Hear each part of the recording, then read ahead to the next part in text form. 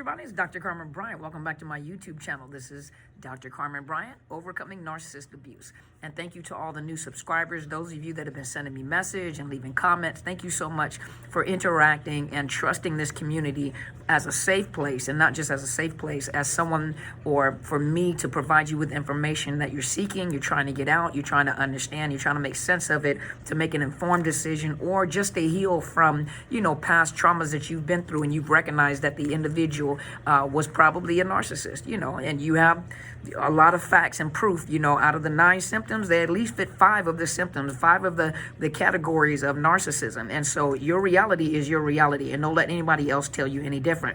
And so today's episode, I wanted to talk about narcissists with paraphilic disorders. And what is a paraphilic disorder? Exactly. And so I'm coming directly from the Diagnostic and Statistical Manual of Mental Health Disorders, which is used by mental health professionals, those that are in the mental health field and medical fields as well. But this is the book that we train out of, and I've said it on several videos, and this is where we train out of. This is where we get our diagnosis from. And when you have symptoms and clusters of symptoms, it points to a diagnosis. And so do understand, as I said before, that each individual narcissist or person with narcissistic personality disorder is unique in their own way. Now, you have identified symptoms, and watching these videos, you identified symptoms and behaviors that are also common within an individual with narcissism or the narcissist. And most of us can agree that, oh my gosh, they read from the same playbook. They have the same behaviors. They say the same things. What in the world? How is it possible that each individual person that, has described their narcissist, all of us have the same stories? Because it's the same diagnosis. It's the same cluster of behaviors and symptomologies. And so they have the same diagnosis, we can't say diagnosis because we can't diagnose, from afar unless you do clinical diagnosis. But we know, and most of you know, that have been with a narcissist, there's nothing that anyone can say to you to change your mind. You do recognize the behavior, and you recognize it as narcissistic personality disorder. But remember that each individual narcissist is still individual. You have some on the higher socioeconomic status, on the lower socioeconomic status. You have some with education. You have some without education. Those without education sometimes sound like the ones with education. That's that grandiosity that you deal with a narcissist. You have those that are somatic, which are more into their looks, sexual conquest, material possessions, and presenting themselves a certain way. Then you have more of those that are on the cerebral side. Those are the ones that are more attracted to, the thought, intellect, cerebral thinking, cognition. And so they're and the somatics are more into the sexual part. The cerebral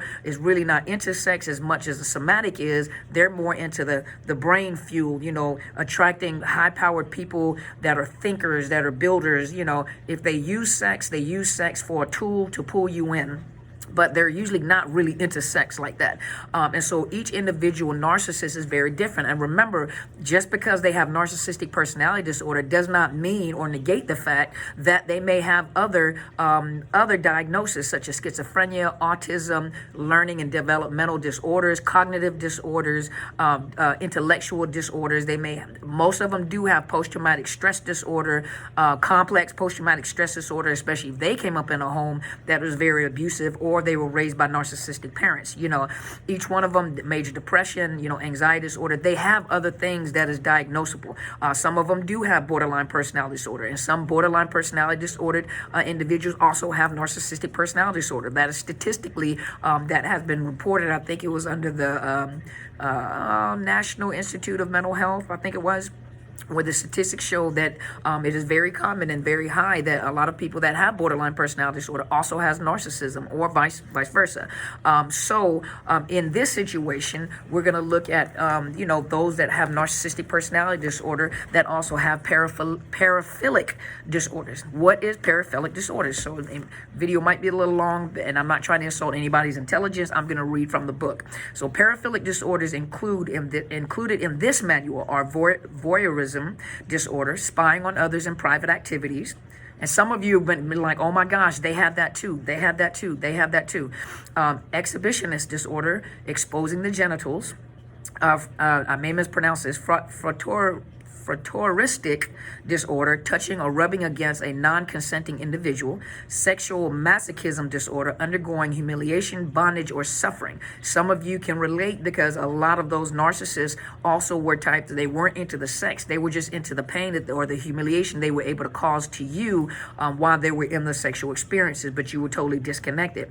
Sexual sadism disorder, inflicting humiliation, bondage, and suffering.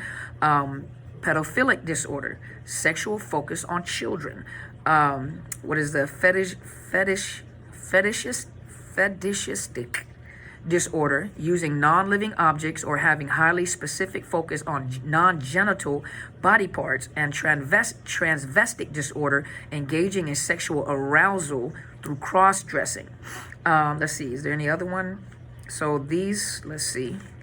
Okay, so I'm going to flip over to what you guys are looking for.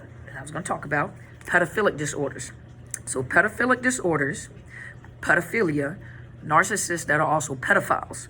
Over a period of 6 months, recurrent, intense sexual arousing fantasies, sexual urges, or behaviors involving sexual activities with a prepubescent, that word, a child that is in their prior to their puberty stages. There we go. Or children generally aged 13 years or younger. The individual has acted on these sexual urges, or sexual urges or fantasies cause marked distress and interpersonal difficulty. The individual is at least 16 years old and at least 5 years older than the child or children in criteria A, which is the recurrent intense sexual, arousing fantasies. Let's see. Do not include an individual in late adolescence involving in an ongoing sexual relationship with a 12 or 13-year-old. Now, there's also specifiers. Exclusive type is attracted only to children. Non-exclusive type is and specifies sexually attracted to males, meaning that a male attracted only to males, or females attracted only to females, or sexually attracted to both. A male attracted to both males and females, or specify males only attracted to females, and for females as well. Females only attracted to females, or females only attracted to males, or they're attracted to both. A lot of times they do have their specification. They have a specific type of individuals, but they, and especially dealing with a narcissist, they are people of opportunity. And so it presents itself, they may molest both. It doesn't matter. Whatever the opportunity is, even though they may be attracted specifically to males, specifically to males, if they have the opportunity, they will molest the girls as well. And likewise for the females. And so, having said that, allow me to say this.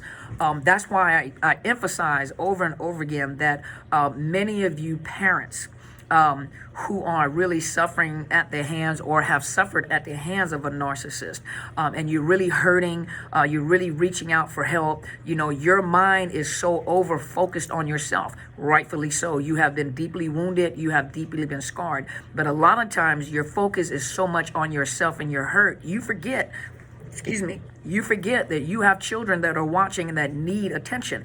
And so likewise, you've been hurt, but the children have been hurt too, and they're going through their own grief and process and behavioral problems. And behavioral problems often are the signs and symptoms of a deeper problem. The deeper problem, something may have happened, the family has broken up, and a lot of times the children blame themselves.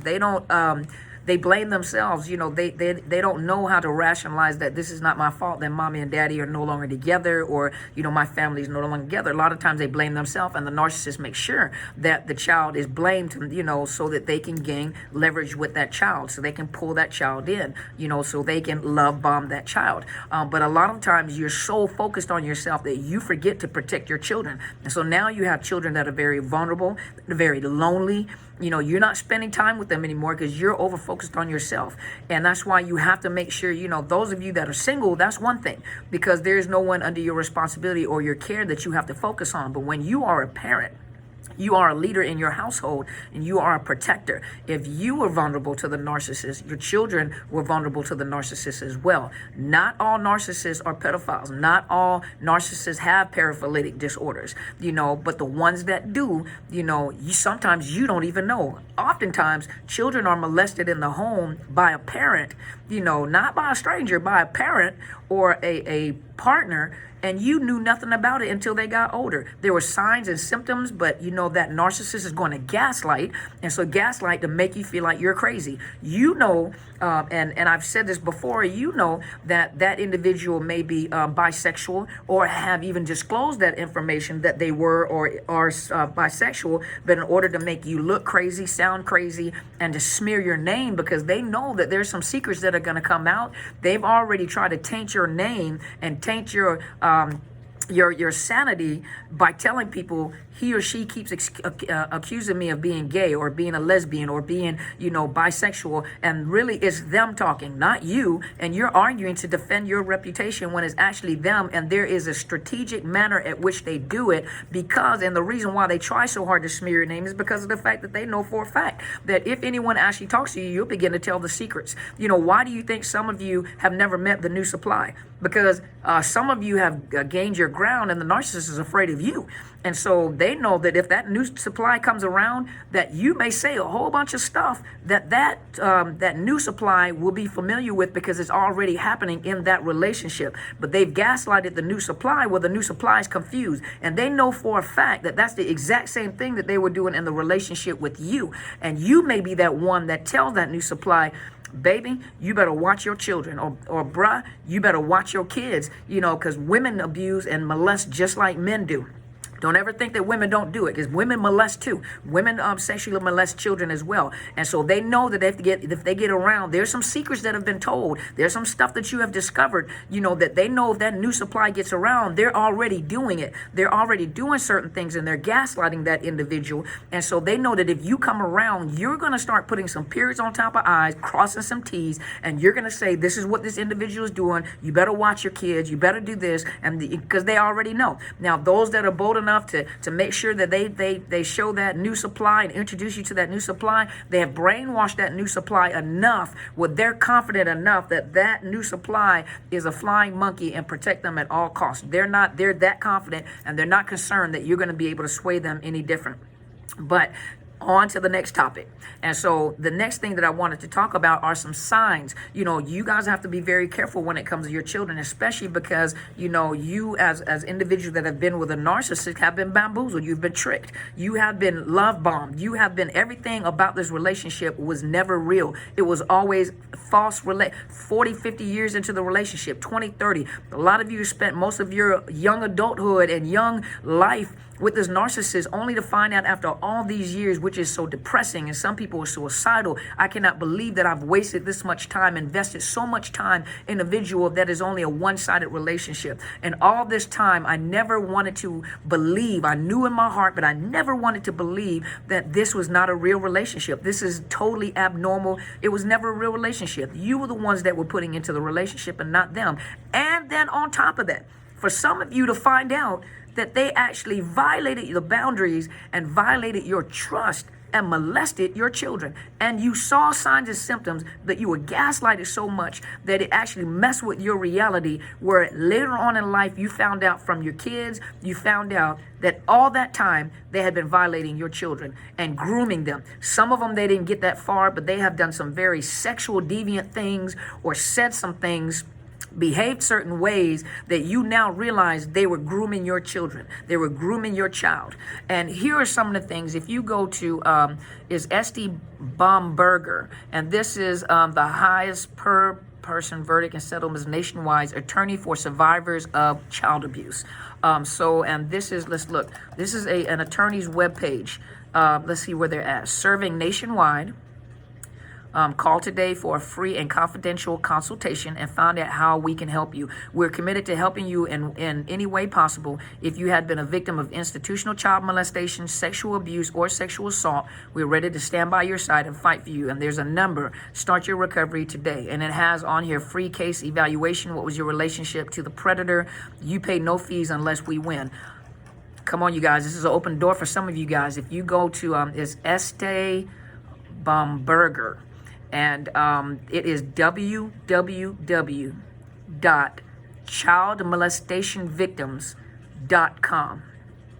It's www.childmolestationvictims.com, and they have an article on here. What I'll do is, obviously when you get the video, I'm already finished recording the video, so I'm telling you in the video, look under the link under the video, and I'm going to put the link to their webpage on here for those of you that are looking for attorneys for survivors of child abuse.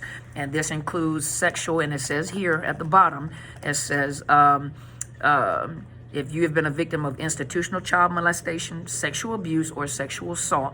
And it also asks, the age of the child, relationship to the predator. It's a free case evaluation, and you do not pay any fees unless they win. And so there is, and this is nationwide. And it does have, so please go to that site. I'm going to put the link underneath the video so you guys have it. It's going to be the very first link before I do all the introductions of everything else that's on there. And so here on their site, they have an article here is the grooming process and how sexual predators con you and your child. And I want to skip down because here it says, in most child sexual abuse cases, the abuser grooms their victims and the victim's parents before the abuse, so that disclosure of the abuse is less likely or less believable. Here are some ways that you can identify grooming tendency and prevent child sexual abuse. Now, I know some of you can just go straight to the site. Some of you probably won't because you're not in the nation, but this is in the U.S., and so I'm going to read some, so it may take me a few minutes, okay? So here it talks about sexual predators have several tools at their disposal to carry out their sickening abuses of children. Fear is one of them. So fear that mommy or daddy is gonna separate us, and you know how much I love you, and mommy or daddy lies a lot, and so they're gonna say this and that and this and this. And that is not, I just wanna help you and understand your body. I wanna make sure you understand sex, and isolation, to isolate them. That's that parental alienation, and then I talked about in another video, the parental alienation, or isolating. If the narcissist isolated you, what makes you think they're not going to isolate the kids? And sometimes isolate and put a gap in there so the child does not have the opportunity to come and say anything to you, and not to come and say anything to you or anybody else out of fear that they've already instilled in them. They're in a position of power. So most parents or partners, those that you introduce, coaches, whatever, that you introduce to your children are in positions of power. And silence are major tactics used by molesters. Perhaps the most effective deceptive tool predators use in grooming process is to prepare their victims for eventual abuse. Specifically, gradually and methodically building trust with the child and the adults around them to gain increased access and alone time with the future victims. So moms, dads, here you are, you begin dating, you introduce your children to this person, and they present as the, let's think about it for a minute. A narcissist coming out of another relationship and introducing themselves to you and your children, and then they bring their kids around to show you how awesome they are as a parent, how wonderful they are, and they give you all this stuff about how they buy this and they do this for their kids, and this individual, won't allow me to see the children, or won't allow me access. That should be a red flag, period. That's not always saying that they may not, a person may be lying about it, because remember, there's a lot of gaslighting going on. So sometimes that is the truth, and sometimes it is not the truth. And sometimes you have to ask yourself, there's two sides to every story. Why is it that the mother or the father is not allowing you to come around? Why is it that the mother and father is giving you a hard time? What if that mother or father is desperately trying to protect their children from that predator, and maybe the person you're with is a predator? So sometimes we trust entirely too quick because our emotions get in the way. Well, when you're dealing with kids, your emotions should not get in the way when it comes to protecting your children. And a predator focuses on your vulnerabilities and your desires. Well, my baby's father or mother is not involved, and I just wanted a family. They play off of that. Narcissist listens to your weaknesses, listens to what is a weakness to you, and play on that, and remember, they mirror, and they become everything. When you speak, they become everything that you desire in a mate, meaning a best role model and a best father or mother figure for the child. Well, now they're doing everything that they're supposedly doing for their other kids, or when their children come in the picture, the things that they present and model before you, you gain trust. Oh my gosh, this is a great parent. This is what I've always desired. And they're going to play up on that because that's something that you desire. They're going to play up on that. But what you don't realize that they're doing is that they're grooming you too to believe something. You should always second guess. When it comes to your kids, you should always second guess, because you're not going to play with a parent's child. That can get people hurt.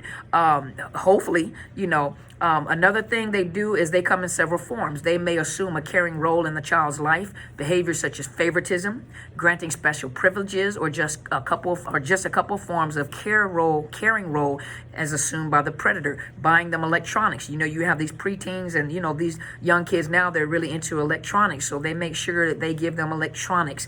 They take them out on these expeditions. They take them to theme parks. They make sure that they have conversations with them. They interject where something is missing from the other parent. They play ball with them. They make them feel good. They make them feel like they're a part of the family. They talk to the child, and really it's a matter of they have long patience.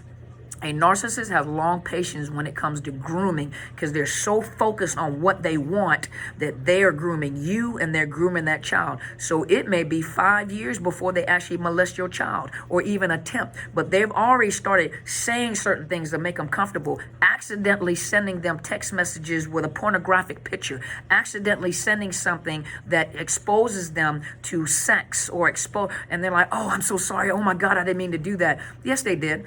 Everything that a narcissist does is strategic.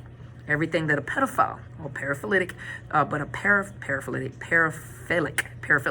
pedophile, everything that they do is strategy. There is no such thing as accidentally nothing. They send pictures. Remember, they manipulate the mind. They manipulate all of the senses. They manipulate all of the emotions, and children are very vulnerable. Accidentally, they walk, a child walks in, or they will let them walk in while they're watching pornography. Accidentally, they text their telephone with some type of sexually engaged or pornographic picture or video by accident. Everything they do is very strategic to downplay or to make them more vulnerable. And once you expose them, it becomes, they put down their guards, especially when they come as that love bombing. They're love bombing, but they're grooming because there's something that they want from that child. They begin to have conversations with young kids about sex, but it's not healthy conversations, as if, relationship conversations, educated conversations with children concerning sex and their body and yes and no. They'll integrate that in, but they'll integrate and start asking questions about, are you having sex? And sometimes this is not just with the 13 years old. This is sometimes when they get older as well. They begin to ask, have you had sex before? What does it feel like? Did you like it? The more you do it, the more you like it. You need to shave this because men don't like this or women don't like this. And this is what you need to do. Have you tried oral sex? They're having conversation, and they claim it to be a natural conversation where I'm talking to my child, so I don't want, or I'm talking to the child and taking responsibility so they don't have to have these conversations with, first of all, why are they having this type of conversation, especially a narcissist, and then you don't know anything about it. Mothers, you should take the responsibility of having certain conversations with your daughters. Not every man likes it a certain way. Not why are they having conversations about oral sex? Why are they? There should not be a detailed conversation like that. That I believe, and and some people may disagree, but that is when a daughter has conversations like that, a mother should have enough wisdom of how far to go in the conversation to discuss certain things with their daughters, and everything should be age appropriate. But when you yourself have been molested, the boundaries have been moved, so sometimes you don't even know how far to go in the conversation because you were groomed that way. Males likewise, when a man is talking, or a partner or a father is talking to the son, they take something that is supposed to be innocent and educational and they go way beyond, and then they gaslight you when you question them about what they're doing or what they're talking about, and they want you to sound crazy. Some of you can relate. Some of you know exactly what I'm talking about. Let's see. Here are some other things that, it's important to recognize that grooming is an incremental process. It's not something that happens all of a sudden. It's increments. They groom, they train, they talk, they change your mind. Isn't that love bombing that a narcissist does? They love bomb, and then they groom them, and then they punish them, and then, so that a child is more vulnerable than an adult. So they channel all that energy into that child to have that child trust them and are afraid of them. So number one, they do target the victim. They size up their prey, specifically predators looking for vulnerabilities such as physical or mental disabilities, single parent families, low self-esteem, not just in the child, because a lot of you have left them to fend for themselves because you are more focused on your own wounds where you've left them uncovered. So they look for vulnerabilities such as low self-esteem and low self-esteem in the parent, the father or the mother, because you have men that have a very low self-esteem too. Emotional neediness, male and females, you have emotional needy, you're too needy, and then the child becomes too needy and too clingy because they just want someone to love them, and you are neglecting that child. They look for places in high concentration, schools, malls, playgrounds, and some not pedophiles, well, pedophiles, but some narcissists don't look like that. They do it on a dating scene. I much rather date a woman, or I much rather date a man that has children because they understand, what it's like to have a family. Yeah, that sounds good. It sounds logical, but a lot of times they want to groom your child. And you have no idea what they've done to their own children, because many of you are the second source of supply that ended up being the primary source, but you have no idea what they did to their own children or the last person's children. And of course, the last person is always the crazy person. Why did that person become a crazy person? Was it because they were defending their children? Did they become the crazy person because they recognized that the narcissist was a crazy individual? And so now you're offending this individual that you're with, and you have no idea what they've done in this last relationship. And some of you were the primary source, and now you've been discarded and there was someone else. They're doing the exact same thing with them. They gain their trust. So when they select the victim, when they've selected the victim and the parent, number one, the parent can provide some things to them, of course, obviously, but the child also provides. So that's a package deal, and they get two for the price of one. And so, let's see, they begin gathering information about them and place themselves in an area where they can give future victim attention, meaning that they gather information. They may talk to the possible new source of supply. They have conversations about your child, and you're just giving information out. And, yeah, I got a kid, and I've been through the same thing. So your story becomes their story. I've been through the exact same thing, so I understand what you're talking about. And, yeah, that's how my child is as well, So everything that you're saying, they're agreeing with you, yeah, and they're adding to it. And sometimes you don't even realize that you're being groomed like that. They fill in a need, so they gain initial access to the child. They can look for gaps in supervision to exploit.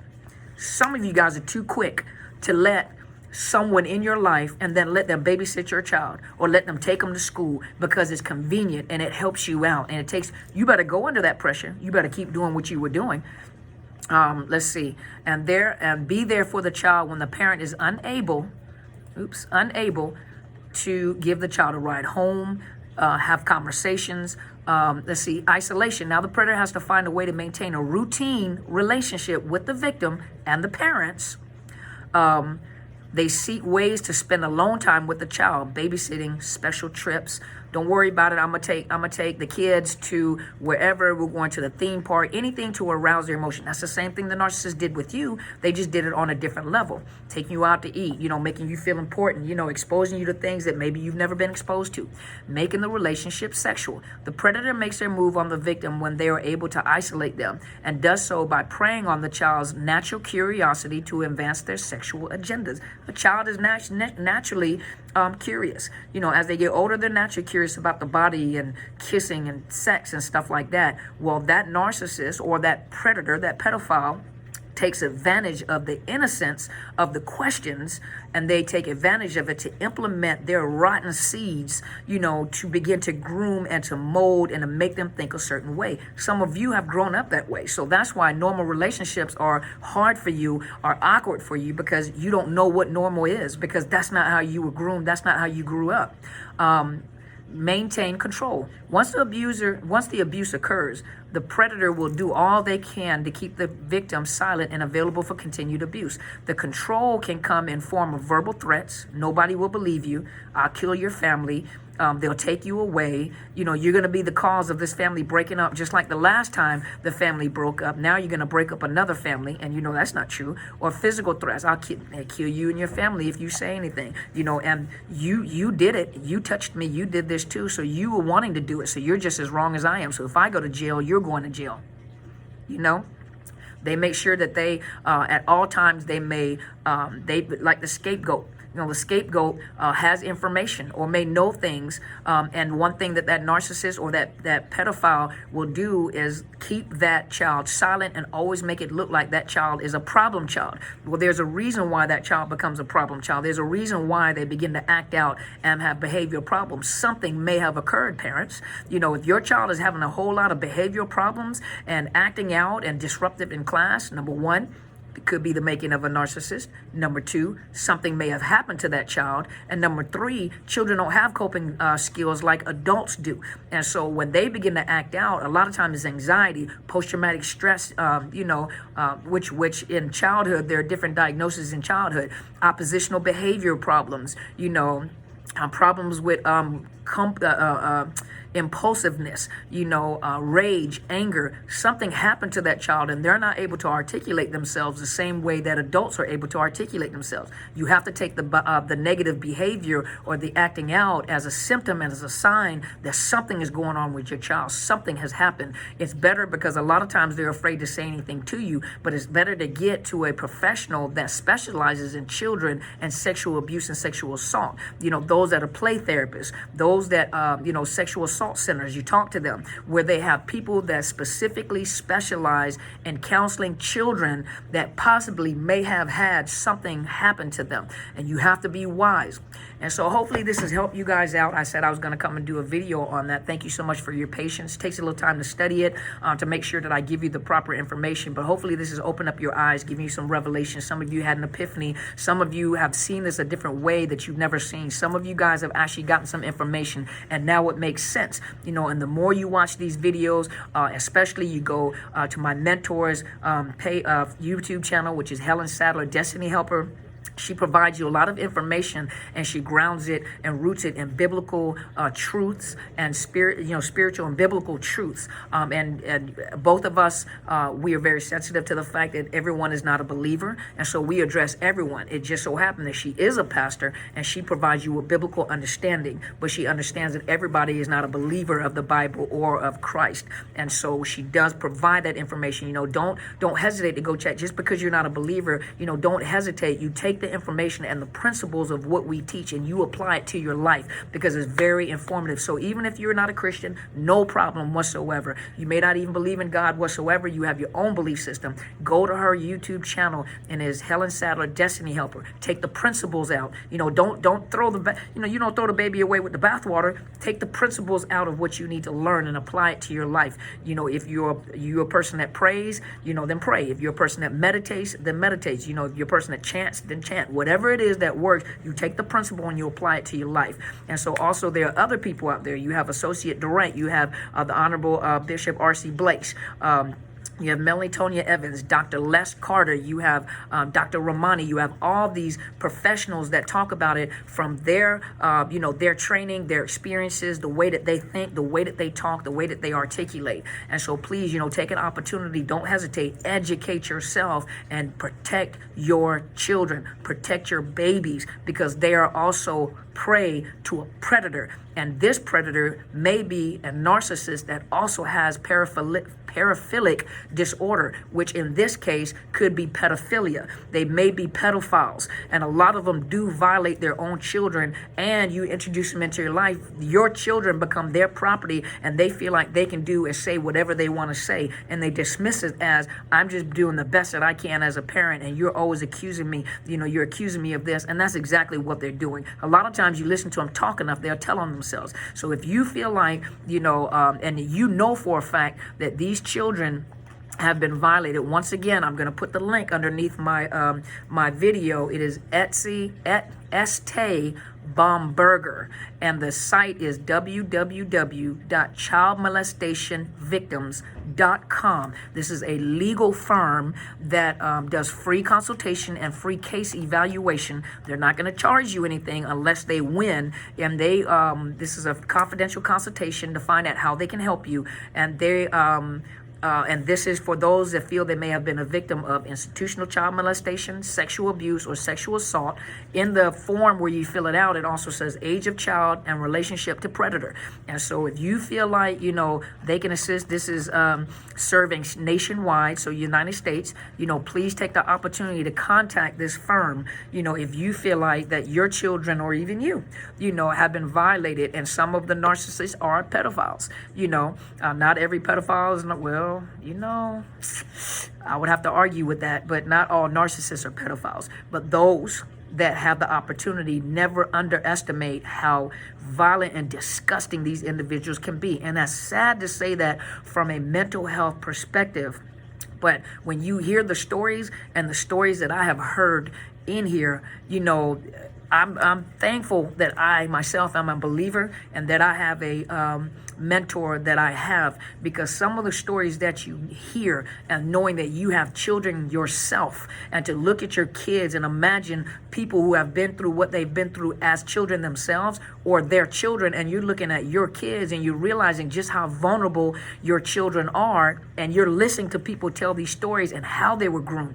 Now all of a sudden you become very hypersensitive, and you become more careful at who you allow to surround or be around your child. And we have to put our guards up to protect our babies, so that our children, so that this does not keep happening over and over again. And those of you that are hurting, yes, there's a time to hurt, there's a time to listen to these videos, there's a time to connect to counseling. Those of you that are looking for counselors in your local area, go to Psychology Today. Those of you that are not quite ready to leave the comfort of your home, you go to BetterHelp.com/Dr. Carmen.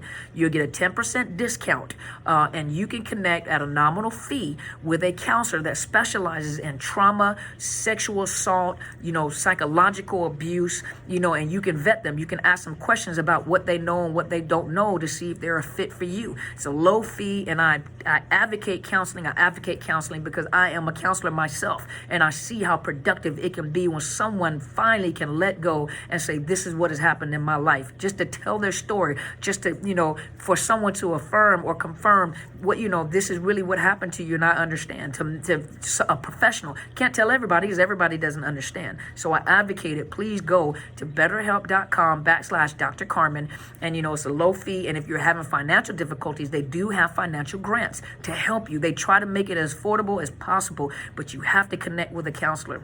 And once again, those of you that have asked, thank you so much for the donation. It really helps me to do what I'm trying to set out to do in the next phase of my progress. Number one, I'm expanding my business. And so number two, I'm also beginning to develop training or classes for those of you that need, a little more classes and books. And so, your donations help, because doing that costs, to do like workbooks, to set up online classes, all that costs. And so, balancing a business, being a mommy, full-time mommy, and traveling, and then building, classes, I have to take from those finances and, build it slowly. But when you guys contribute, as some of you have, thank you so much. When you guys contribute, it makes it a little more easier, and it happens a little faster, and so those of you that have given, thank you so much for your donations. If you want to donate, you go up underneath my link on YouTube, and there's a Cash App and PayPal.